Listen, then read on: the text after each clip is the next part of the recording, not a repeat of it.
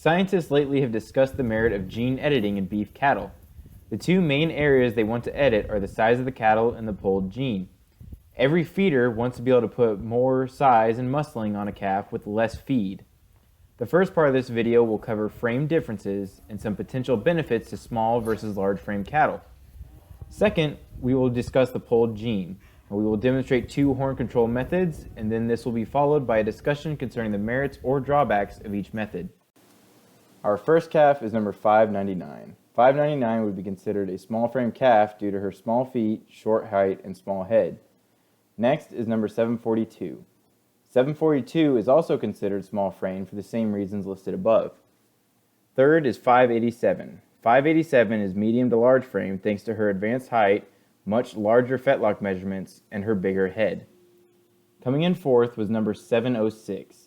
This calf would be firmly placed in the middle of the range presented. She has a middling height, fetlock measurement, and head size. Fifth is our first bald-faced calf, number 707. Now this bald face indicates some Hereford genetics, so there will be a slight difference between the Angus breeds. This calf is middle, closer to large frame. Our final calf is number 736. She's much smaller than her sister number 707 and is considered a small frame calf thanks to her measurements. The calves selected for today's videos were all calved in the same season and came from the same ranch. There are variations in size due to genetic differences, but they are relatively uniform and therefore qualified for our video. Hi, I'm Brad Hill. Tonight my group is going to do an experiment on dehorning calves.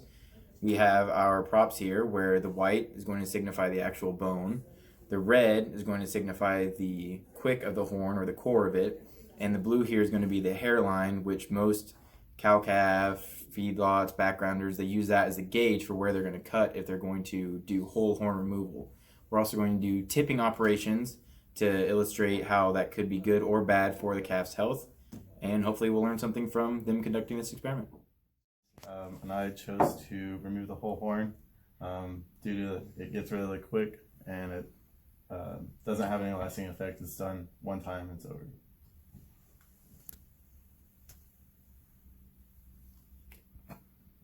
I chose to tip the horn.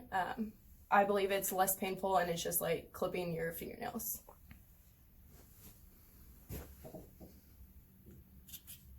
Chose tipping because it's less painful and it's very similar to trimming your fingernails. And I chose to remove the full length of the horn. I believe that it's less painful over time and there's less chance of microfractures.